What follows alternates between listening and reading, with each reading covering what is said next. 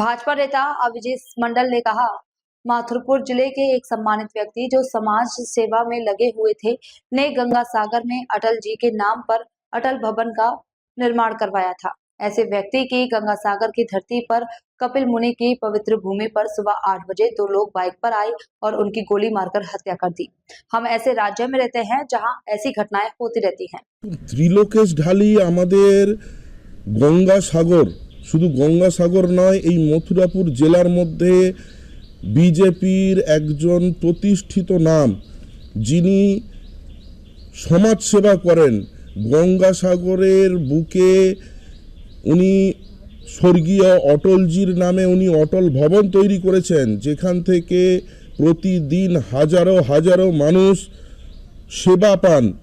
তো এরকম একজন ব্যক্তিকে গঙ্গা সাগরের বুকে, গঙ্গা সাগরের ভূমি, শান্তির ভূমি, মহাদেবের ভূমি, কপিল মুনির ভূমি, সেখানে সকাল 8টা নাগাদ দুজন ব্যক্তি বাইকে করে এলো, গুলি করে দিয়ে চলে গেল।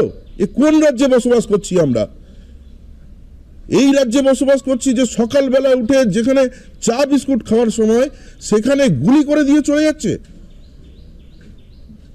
পশ্চিমবাংলাকে ভাঙড়, মুর্শিদাবাদের মতো কি সাগরটাকে, কাকদ্বীপটাকে বানাতে চাইছে? এ কোন রাজ্যে বসবাস করছি? এটাই আমার প্রশ্ন।